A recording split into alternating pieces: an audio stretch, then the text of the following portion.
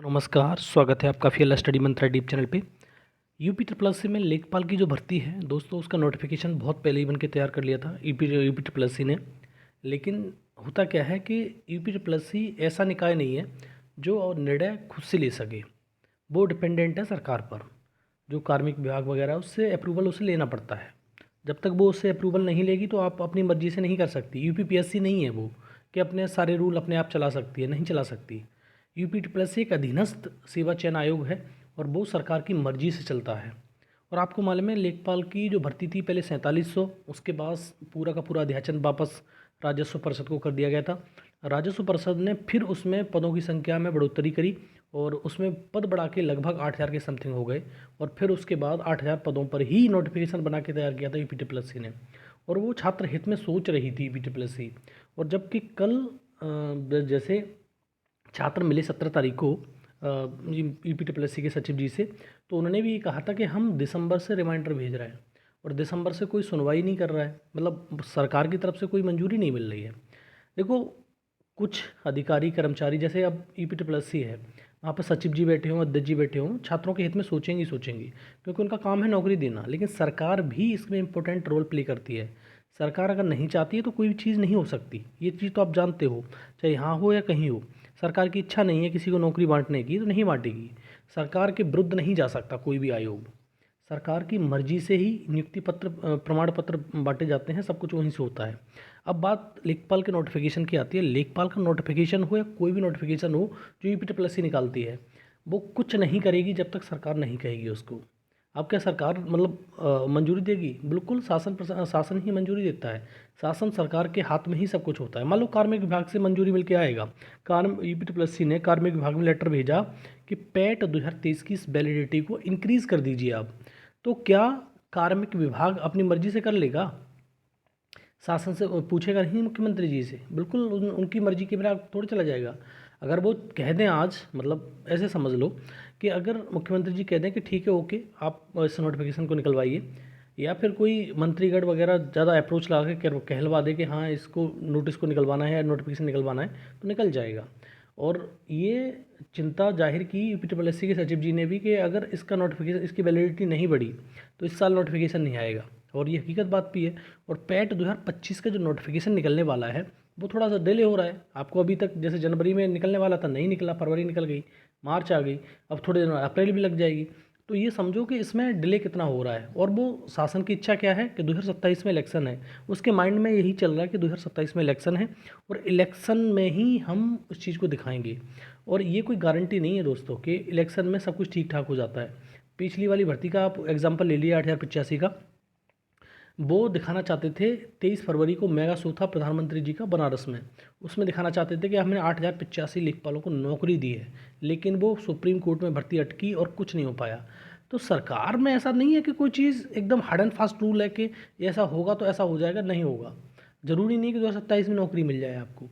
और जो चिंता यूपी ट्रिपल एस सी के सचिव जी ने जाहिर की है कि 2025 में जो लास्ट तक दिसंबर तक, तो इसका पैट 2025 का रिजल्ट ही आ पाएगा। तो अब लगाओ अंदाज, आपका जो नोटिफिकेशन होगा, अगर इस पैट की वैलिडिटी नहीं बढ़ी, एक मैं जो एक हाइपोथेटिकल कॉन्सेप्ट पे बात कर रहा हूँ कि अगर इसकी वैलिडिटी नहीं बढ़ी पैट 2023 की, तो 2-3 भर्तियाँ इसकी चली जाएंगी ऐसे ही। एक तो लेखपाल जा रही है जिसका नोटिफिकेशन सब कुछ बन के तैयार था, और एक बहुत लोगों की डिमांड थी और अपेक्षा थी कि लोगों को ये तुम्हारी लोअर वाली भर्ती आई, लोअर पीसीएस वाली, वो भी भर्ती जा रही है, ईएसओ की भर्ती जा रही है, और एक जेई की भर्ती वो भी जा रही है, और एक आधी स्पेशल भर्ती आ जाती। 4-5 भर्तियाँ बिल्कुल पानी फिर जाएगा। और वो भर्तियाँ आप जाके निकलेंगी 2026 में, क्योंकि 25 में तो आपका कुछ होना नहीं है। और आप ये कोई बहुत सारे लोग ये सोच रहे होंगे कि हमको तुरंत मतलब 2027 में नौकरी दे दी जाएगी, तो ऐसा भी दोस्तों कोई हार्ड एंड फास्ट रूल नहीं है। बहुत सारे लोग ये कहते हैं कि नहीं हमको पैट 2025 चाहिए, हमने पैट 2024 नहीं दिया था।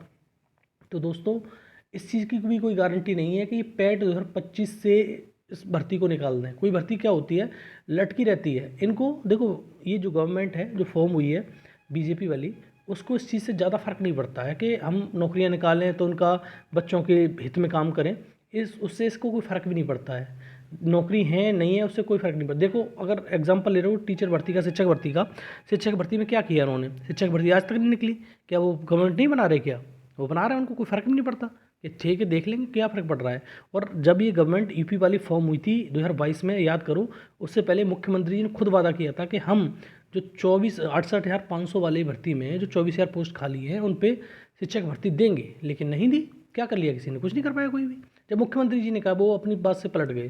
तो इसी प्रकार से दोस्तों ये चीज़ मत समझो कि आपको पैट 2025 से नोटिफिकेशन निकल आएगा और आराम से तुम्हें नौकरी मिल जाएगी 27 में, ये भी कोई गारंटी नहीं है। क्योंकि कोई भी भर्ती इतनी आसानी से तो पहले तो आती नहीं, नोटिफिकेशन, रिजल्ट नहीं आता, नियुक्ति पत्र नहीं मिलते, ये सारी चीज़ें आपको जानकारी है यूपी ट्रिपल एस सी में, क्या किसी विभाग में यही चीज़ होती है हर विभाग के अंदर।